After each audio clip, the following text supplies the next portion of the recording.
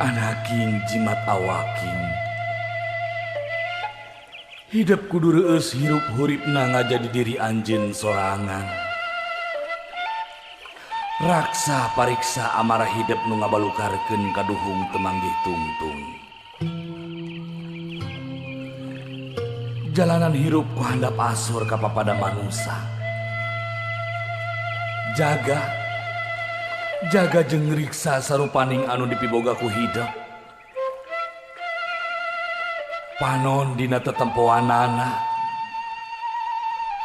ceuli dina dedengeunana, letah tina ucapkeunana, leungeun tina cacabakeunana, suku tina lampaheunana. Jaga riksa lengkah paripolah tinu hal anu matak raheut kana manah batur. Ngarah hidup hirup loba dulur, akur jeung salambur. Ulah poho, omat, jaga riksa kaluhungan alam dunya. Da Gusti anu Maha Suci nyiptakeun alam dunya teh pikeun diropea istuning keur hirup hurip hidup jeung papada umatna. Anaking jimat awaking hidup sing sadar ngajalanan hirup hurip di alam dunya teh teu gampang. Hidup moal salawasna ngajalanan datarna hirup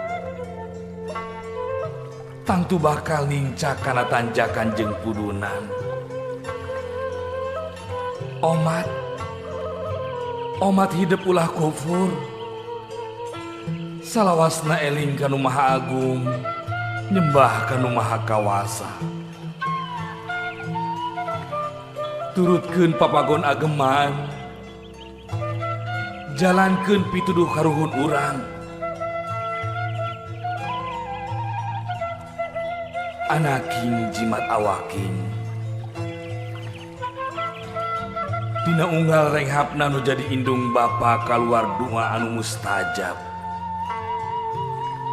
Pikeun anakna ngarah hirup pinanggih jeung kabagjaan, kajembaran. Pikeun pibekeleun dina enggone ngajalanan hirup sagara kahirupan di alam dunya.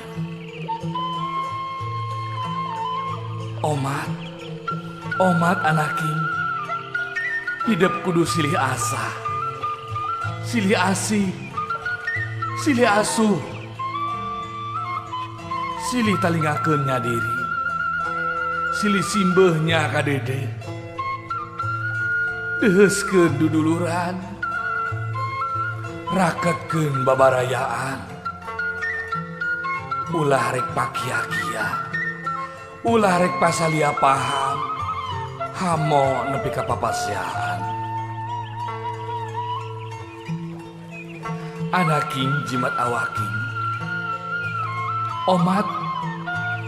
omat ieu pepeujeuh keur hirup hidup salawasna. Bral anaking jalanan hirup hurip hidup,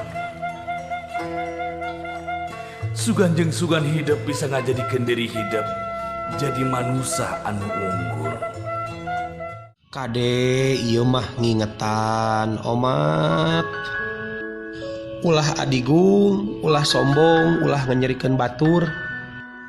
Ulah asa aing pangjagona, ulah asa aing pangbogana. Kudu inget kana purwadaksi, ulah mohokeun, ulah hianat. Kade kudu bisa ngajaga ucap laku lampah, ulah nganyerikeun hate. Ku nyeri hate mah bisa maehkeun ku cara teu katingali ku cara teu karasa.